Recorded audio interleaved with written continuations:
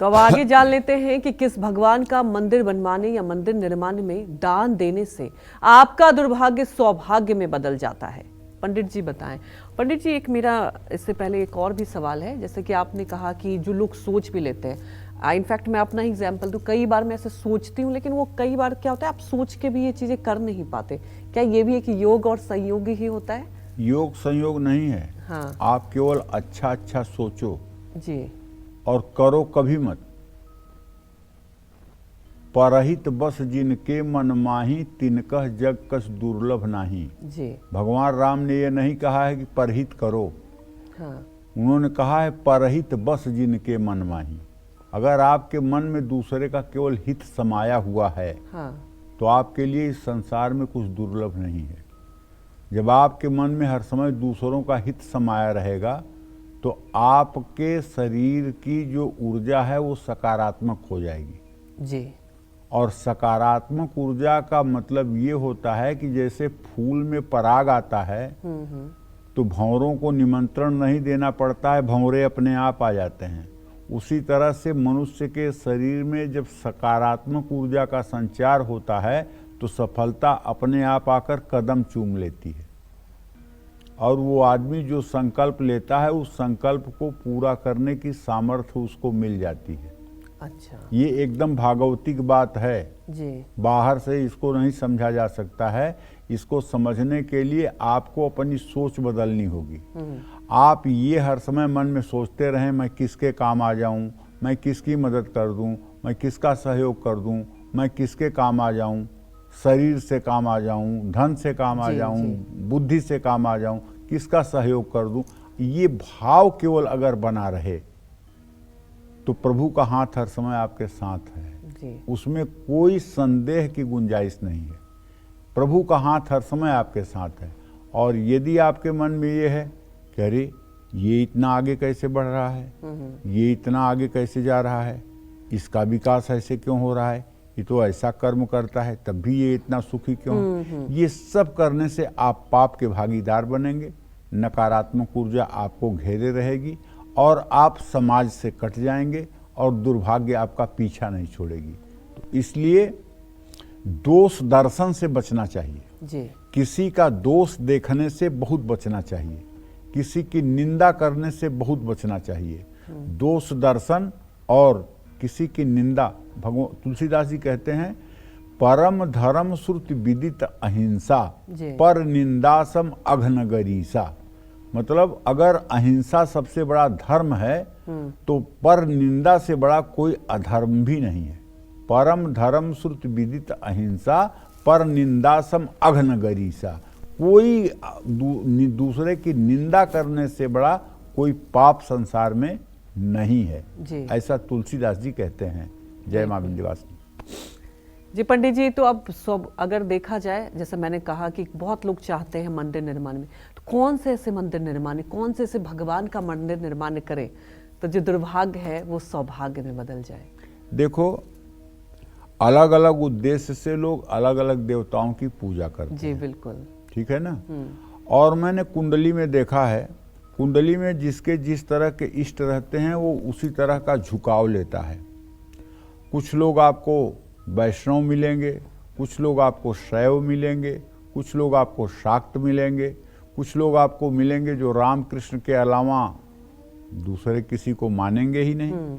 कुछ लोग आपको मिलेंगे जिनके लिए शिव सर्वस्व हैं, कुछ लोग आपको ऐसे मिलेंगे जिनके लिए देवियां सर्वस्व हैं, कुछ लोग ऐसे आपको मिलेंगे जिनके लिए हनुमान जी सब कुछ हैं, कुछ लोग ऐसे मिलेंगे जिनके लिए गणेश के अलावा और कुछ है ही नहीं है।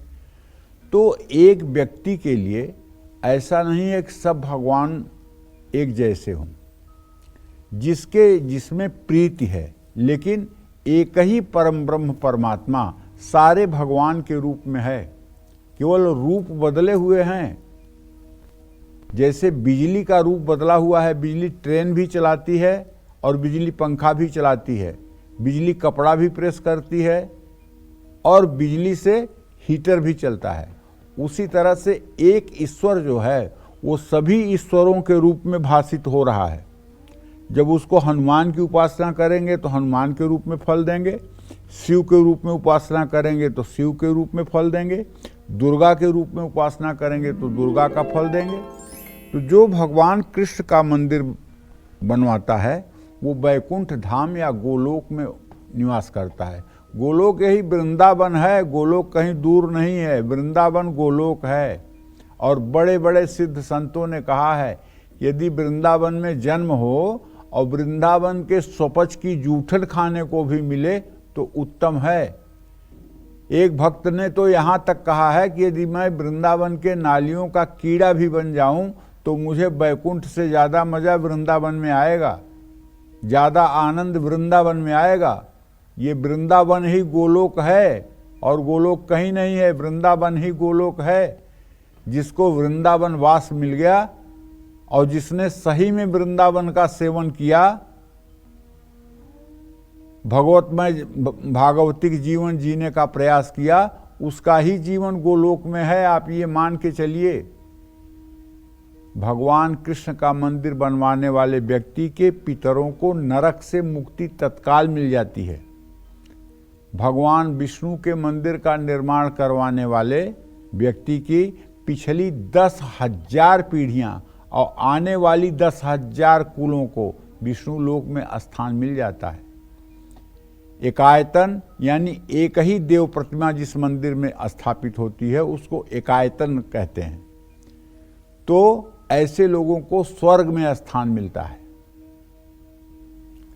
और त्रायतन यानी 3 देवों के लिए 3 कमरे का मंदिर बनवाने वाला ब्रह्मलोक में निवास करता है, जैसे ब्रह्मा विष्णु महेश। पंचायतन यानी 5 देवों के लिए। 5 देव कौन कौन हैं? 5 देवों में पहले गणेश हैं, फिर दुर्गा हैं, फिर राम या कृष्ण हैं, फिर भगवान शिव हैं और फिर सूर्य हैं। ये 5 देव पंचायतन कहलाते हैं। 5 कमरे का मंदिर बनवाने वाला शिवलोक में निवास करता है। अष्टायतन यानी 8 देवताओं के लिए 8 कमरे का मंदिर निर्माण कराने वाला व्यक्ति श्री हरि के साथ रहने का सौभाग्य प्राप्त करता है। खोड़सायतन 16 गर्भगृहों वाला मंदिर। 16 देवी देवताओं के लिए 16 गर्भगृहों वाला मंदिर बनवाने से भोग और मोक्ष की प्राप्ति होती है। अपने श्रद्धा से अगर व्यक्ति का 1 लाख या 100 रुपये भी मंदिर निर्माण में दान कर दिया तो दोनों का फल और पुण्य बराबर ही मिलता है। किसी की सामर्थ्य, कोई करोड़पति है वो 1 लाख दे रहा है और कोई मजदूर है 500 की मजदूरी करता है, अगर वो 100 रुपये दे रहा है तो उसका 100 रुपया उस 1 लाख रुपए के बराबर है। आप विश्वास करिए उसको उतना ही पुण्य मिलेगा जितना 1 लाख देने वाले को पुण्य मिलेगा, क्योंकि दान जो है सामर्थ्य के अनुसार किया जाता है। आपकी सामर्थ्य क्या है उसके अनुरूप दान किया जाता है और उसके अनुरूप सहयोग किया जाता है, उसका फल होता है। जय मां विंध्यवासिनी।